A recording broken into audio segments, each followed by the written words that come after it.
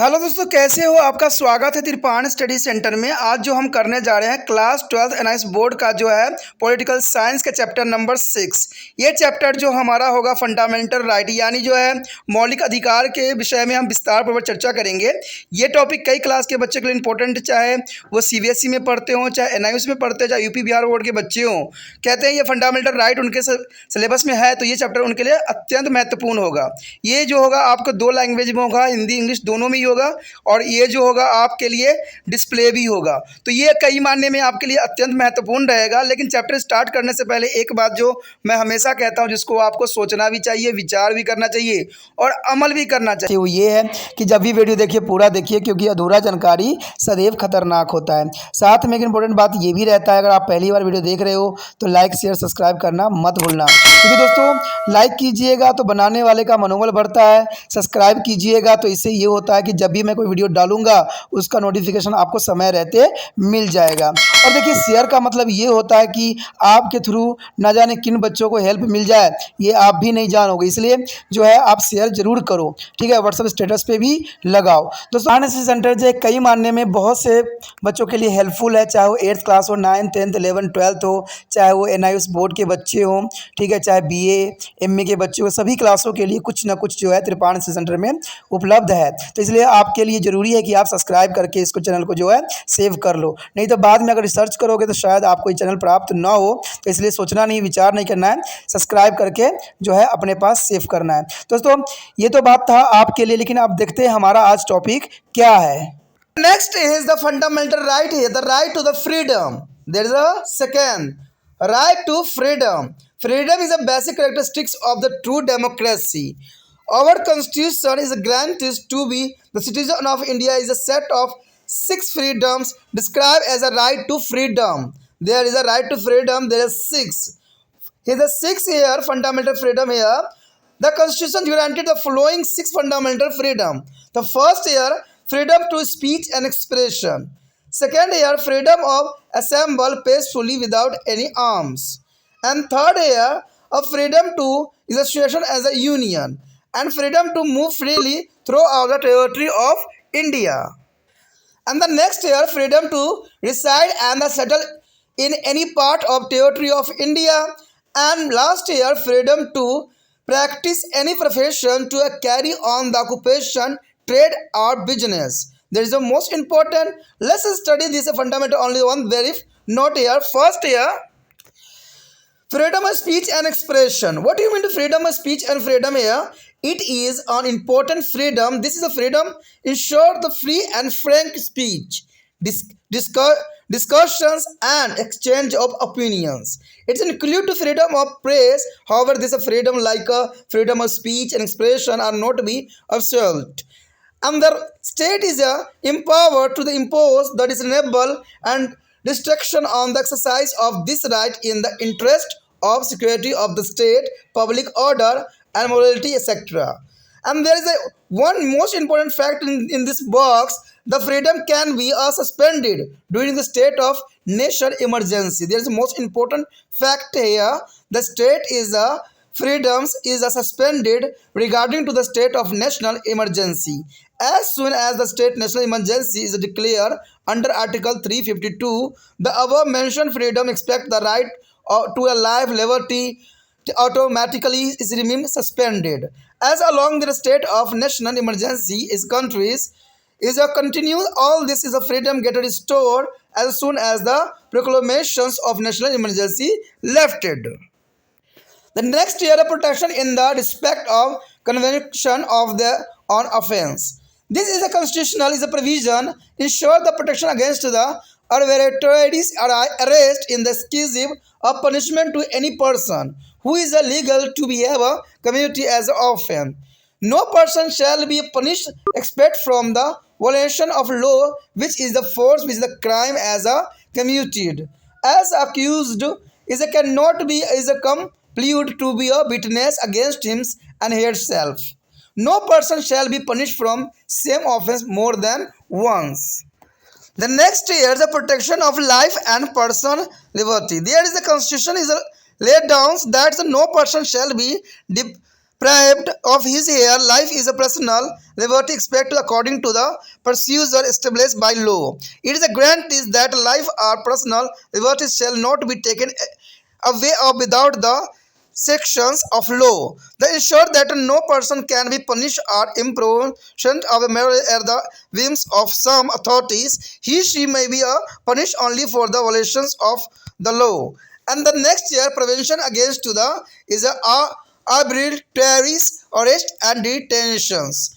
Our constitution guarantees a sentence right to be arrest person as a per the provision no person can be arrested and are be detained in the custody without being to inform the ground of detentions. He, she has the right to the counsel and the defended by their lawyers of his ear or voice. This assumes they has to the produce before the nearest as a magistrate and within the period of 24 hours of arrest. This is a safety guard, however, are not be available for the foreigner as well as the whose citizens under to the Preventive Detection Act. The Preventive Detection Act here, and when the state feels that is a person is likely to the commute is a crime or threat of the security of the state, he seems may be denied to the without trial of a limit period. However, no person can be kept under detention for more than 3 months until permitted by a advisory board and constitutional persons who are the qualified to be appointment to judge of high court. Such a board is presided over to a sitting a judge of high court. And the last is the right to the education. By the 86th Amendment Act of the Constitution as a new Article 21A has been added after Article 21. By this amendments, Act right to the education has been to the made of fundamental right and has been to deleted from to the list of directive or principle of state of policy. According to it, the state shall be provide free and compulsory education to all children of this age, say, and the 6 of 14 in such a manner as the state may be law or determined. It is a further state that it is the responsibility of the parents or guardian to provide to the opportunity for the education to their child or ward between the age of 6 or 14 years.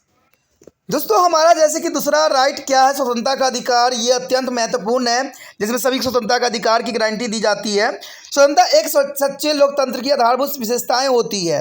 हमारा संविधान भारत के नागरिकों को स्वतंत्रता के अधिकार में वर्णित 6 स्वतंत्रताओं की गारंटी देती है। अगर हम बात करें यहाँ पर 6 गारंटी की, तो वो 6 गारंटी कौन कौन से हैं ये जानना रोचक होगा। देखिए हमारे समक्ष 6 जो है अधिकार आ चुके हैं जिसको आपको अपना कॉपी पे भी नोट डाउन करने हैं। कहते हैं अगर आप नोट डाउन नहीं करोगे तो शायद एग्जाम तक आपको नहीं मिल पाएगा। आप ये वीडियो देख भी रहे होगे, फिर भी पता बाद में अगर रिसर्च करो तो शायद ना भी मिले तो आपको टेंशन का सबब बन सकता है। तभी मैं हमेशा यही बात कहता हूँ ना कि चैनल को सब्सक्राइब करके रख लो, ये फ़ायदे में रहोगे।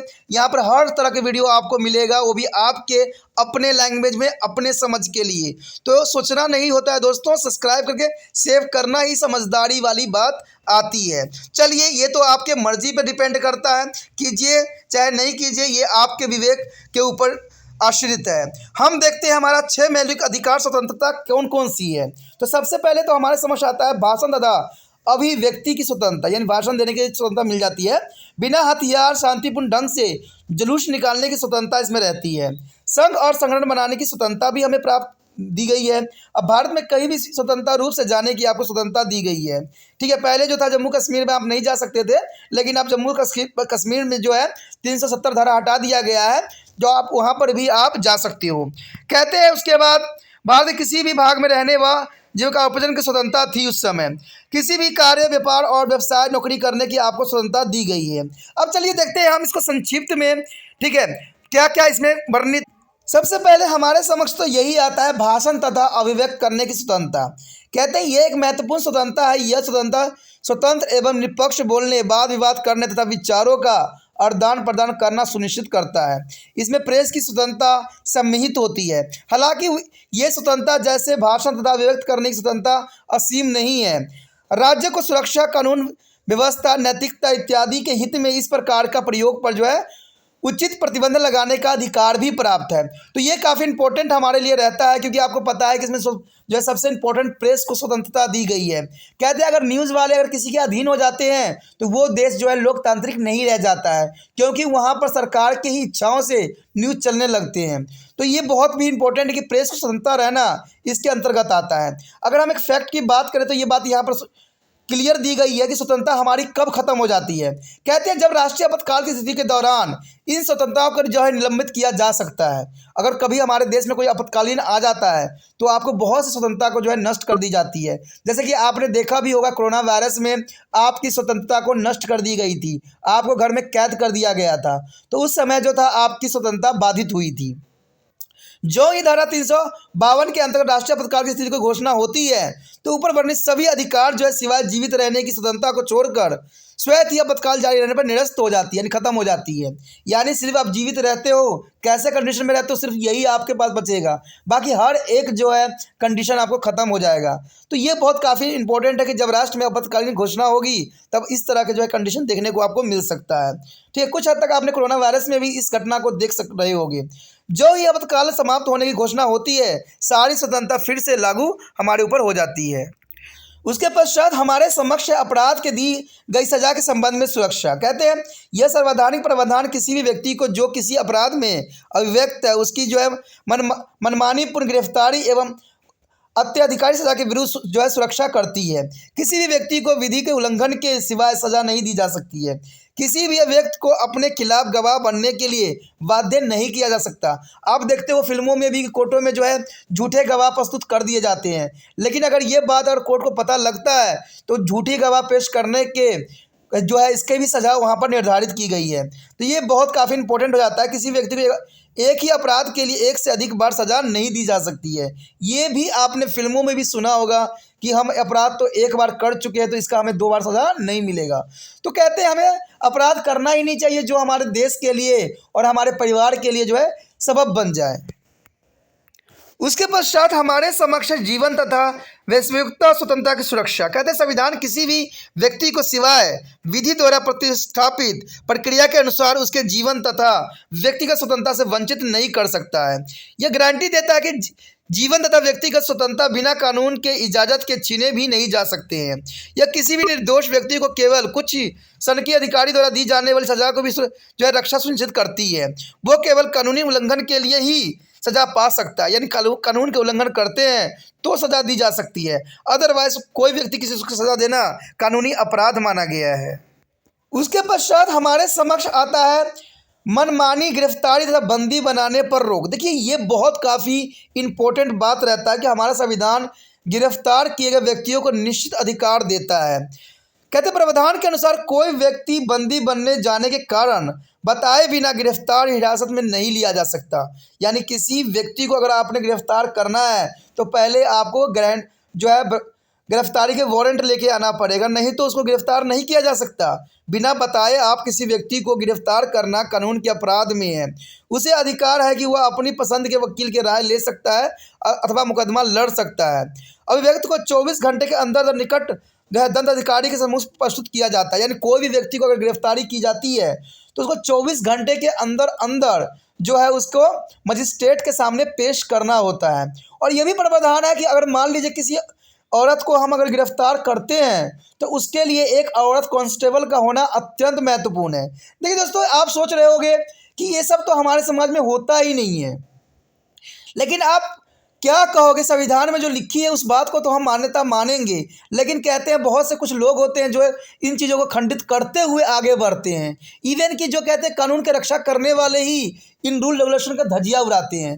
तो ये बहुत ही बड़ी विडंबना है, लेकिन फिर भी मैं यही कहता हूं कि हमारा संविधान बहुत अच्छा है, जिसमें बहुत बातें जो है सोच विचार के और गहराई से यहाँ पर दी गई है। हालांकि रक्षा के उपाय विदेशियों तथा अन्य नागरिकों के लिए उपलब्ध नहीं है जिन्हें बंदी निवारक अधिनियम के अंतर्गत बंदी बनाया गया हो।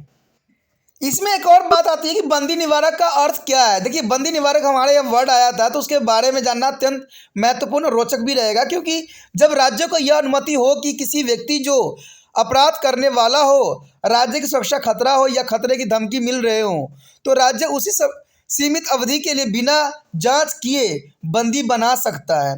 ठीक है। हालांकि किसी व्यक्ति को 3 महीने से अधिक इस बंदी कानून के अंतर्गत नहीं रखा जा सकता है जब तक कि परामर्शदात्री समिति जिसमें ऐसे व्यक्ति हो जो उच्च न्यायालय के जज होने की योग्यता रखते हो, उनकी अनुमति मिली हो। ऐसी समिति की अध्यक्षता उच्च न्यायालय के पदासीन न्यायाधीश द्वारा होती है। तो ये भी बहुत काफ़ी इंपॉर्टेंट बात है कि मान लीजिए कोई व्यक्ति अगर देश को खतरा में डालता है तो उसके प्रति कोई भी वारंट निकालने की जरूरत नहीं होता, उसको जो है गिरफ्तार करना अनिवार्य हो जाता है, क्योंकि वो देश के लिए खतरा का सबब बनता है। तो ऐसे व्यक्तियों को गिरफ्तार कर लेना ही न्याय उचित मानी जाती है और लोगों की सुरक्षा भी इसी में निहित भी है। उसके पश्चात हमारे समक्ष शिक्षा का अधिकार। कहते हैं संविधान के 66वें संशोधन अधिनियम द्वारा एक नई धारा जो जुड़ी थी 21(1) को धारा 21 को बाद जोड़ा गया था। हमारा पहले 21 धारा था जिसमें शिक्षा का अधिकार था, लेकिन 21(a) में जो है इसको अनिवार्य कर दिया गया। इस जो है संशोधन अधिनियम के द्वारा शिक्षा को मौलिक अधिकार बना दिया गया तथा राज्य के नीति निर्देश सिद्धांत की सूची से इसे हटा दिया गया। इसके अनुसार राज्य को 6 से 14 वर्ष की आयु के सभी बच्चों को निःशुल्क एवं अनिवार्य शिक्षा कानूनी रूप से स्वीकृत तरीके से प्रदान करना होगा। आगे यह कहा भी गया है कि 6 से 14 वर्ष के आयु के बच्चों को शिक्षा के अवसर प्रदान करना माता पिता का अभिभावक की जिम्मेदारी होती है और ये जरूरी भी है किसी भी व्यक्ति को बाल जो है श्रम नहीं करवाया जाए, उनको शिक्षा पर महत्वपूर्ण जो है अपना भागीदारी निभाने की ज़रूरत है। देखिए भारत में अगर देखा जाए तो बाल मजदूरी हद से अधिक है, लेकिन फिर भी ये कानून जो है बहुत काफ़ी अच्छा है कि हर एक बच्चे को जो है शिक्षा मिलनी चाहिए, चाहे वो 6 साल से 14 वर्ष के अंतराल में ही क्यों ना हो। कहते हैं अगर 6 से 14 वर्ष के अंतराल में बच्चे अगर सुचारू रूप से पढ़ ले तो ये देश के लिए भविष्य के लिए काफ़ी इंपॉर्टेंट बन जाता है। लेकिन हमारा विडंबना यही होता है कि हमारे कहते हैं कानून में हर एक बात की जो है सुचारू रूप से वर्णन है और अच्छे यहाँ पर बताई भी गई है, लेकिन फिर भी जो है इसका अमल नहीं हो पाता है, जो बहुत बड़ी विडंबना के रूप में हमारे समक्ष खड़ा है। चलिए ये कोई बड़ी बात नहीं है, लेकिन फिर भी कहते हैं देश के भलाई के लिए तो ज़रूरी भी है। दोस्तों कहते हैं इसी के साथ हमारा ये टॉपिक ख़त्म हो जाता है। इसका अगर तीसरा जो पार्ट होगा, तीसरा में जो हम तीसरा अधिकार के बारे में बात करेंगे वो अगले वीडियो में होगा। अगर आपको अच्छा लगा है, समझ में आया है, तो मैं फिर से एक ही बात कहूँगा कि इसको दूसरे बच्चे तक भी इस वीडियो को पहुँचाने के लिए आपको अग्रसर होना है और इसके लिए आपको कुछ नहीं करना है, 24 घंटे के लिए व्हाट्सएप स्टेटस पे भी लगा देना है। अगर आपने ये वीडियो पहली बार देख रहे थे और मेरे और वीडियो का जो है समझना चाहते हो तो चैनल को सब्सक्राइब करके सेव करना भी आपके लिए ज़रूरी है, क्योंकि जैसे ही आप रिसर्च करोगे सोचोगे कि ये त्रिपाण सेंटर का जो है आ जाएगा, लेकिन मेरा वीडियो सबसे पहले नहीं आएगा, पहले वो वीडियो आएंगे जो कई सालों से चल रहे हैं। ठीक है, कहते हैं वो चल रहे थे, चलने दीजिए, लेकिन जहाँ से आपको समझ में आता है वही आपके लिए अच्छा भी होता है। देखिए चैनल सब्सक्राइब कर लेने से ये होता है कि ये वीडियो आपके जो है सब्सक्राइब होने से वो जो होता है चैनल में सेव हो जाता है। अब वहाँ पर कोई भी वीडियो आप कहीं से भी देख सकते हो कि सारे वीडियो आपको नज़र आएंगे, एक लाइन से आएंगे। तो इससे क्या होता है, कोई भी वीडियो आपके लिए ज़रूरी है उसको कैसे भी कर, चाहे व्हाट्सअप स्टेटस पे इसको शो कर सकते हो या व्हाट्सअप पे किसी बच्चे को सेंड करके भी सेव कर सकते हो। तो ये आपके लिए फ़ायदे में रहेगा। जब भी एग्ज़ाम होगा उसको फटाक से आप देख लोगे और आपको जो है पूरा नॉलेज आ जाएगा और एग्ज़ाम आप अच्छे से प्रिपेयर भी कर लोगे। तो इसके लिए सब्सक्राइब करके रखना भी चैनल को ज़रूरी होता है। चलिए ये तो था आपके लिए, हम अगले वीडियो में मिलेंगे। इसी के साथ जो है दोस्तों हमारा टॉपिक आज खत्म हो रहा है। ठीक है, अगर आपको अच्छा लगा तो लाइक शेयर सब्सक्राइब जरूर कीजिए। अगर पहली बार अगर आप वीडियो देख रहे हो, पहली बार मेरे चैनल पे आए हो तो सब्सक्राइब करना आपका फ़र्ज़ बन जाता है। सब्सक्राइब करने से ये होगा कि जो भी मैं आप क्लास के रिगार्डिंग कोई भी वीडियो डालूंगा उसका नोटिफिकेशन जो है समय समय पर आपको प्राप्त होता रहेगा। अगर सब्सक्राइब नहीं कीजिएगा, अगर आप दोबारा से त्रिपाण सेंटर पर आने की कोशिश कीजिएगा तो वहाँ पर आप त्रिपाण लिखिएगा तो जो है वो त्रिपस कर देगा। ठीक है, जो आप गूगल पर सर्च करेंगे त्रिपस कर देगा, जिससे वजह से आप जो है मेरे वीडियो का जो है फ़ायदा नहीं उठा पाओगे। तो सोचिए मत, विचार मत कीजिए, सब्सक्राइब कीजिए। आप सोचते होइएगा कि मेरे जो एग्ज़ाम खत्म हो जाने के मेरा क्या ज़रूरत है त्रिपाण श्री सेंटर से। ठीक है, तो इसलिए सब्सक्राइब नहीं करने का सोचिएगा, लेकिन दोस्तों ऐसा नहीं है। त्रिपाण श्री सेंटर जो है बहुत हेल्पफुल है। क्योंकि ये जो है आपके 8th class 9th 10th 11th 12th जो आर्ट्स के सब्जेक्टों को कवर करता ही है, प्लस जो है ये NIC बोर्ड के जो है 10th +2 को भी कवर करता है। साथ में BA जो है फर्स्ट ईयर से लेकर 6 सेमेस्टर तक बच्चों के लिए ये अग्रसर रहेगा आर्ट्स सब्जेक्ट में। तो सोचिए नहीं, विचार नहीं कीजिए, काफ़ी जो है त्रिपाण स्टडी सेंटर का फ़ायदा ही फ़ायदा है। ठीक है, अगर आप मुझे प्रोत्साहित करोगे तो आपके लिए मैं तरह तरह के वीडियो बनाऊँगा जो आपको फ़ायदा पहुँचाएगा। एग्ज़ाम के तौर पर मैं आपको जो है पेपर भी आपको सोल्यूशन करके दिखाऊंगा जो आपके लिए फ़ायदेमंद रहेगा। अगर नहीं सब्सक्राइब कीजिएगा, मेरा मनोबल घटेगा, तो हो सकता है कि आपको फिर दोबारा मैं ना वीडियो बनाऊं और आपको फ़ायदा ना पहुंचाऊं। तो अभी भी नहीं सोचिए, मेरा जितना आप फैलाइएगा, जितने दूसरे बच्चों के साथ शेयर कीजिएगा, उतना जो है मैं आपके लिए कार्य करने में अग्रसर रहूँगा। ठीक है दोस्तों, इसे सोचिए मत, विचार मत कीजिए, अभी सब्सक्राइब कीजिए और अपने व्हाट्सएप स्टेटस पे लगाइए और दूसरे बच्चों के साथ भी शेयर कीजिए। ठीक है दोस्तों, अपना ध्यान रखना। बाय।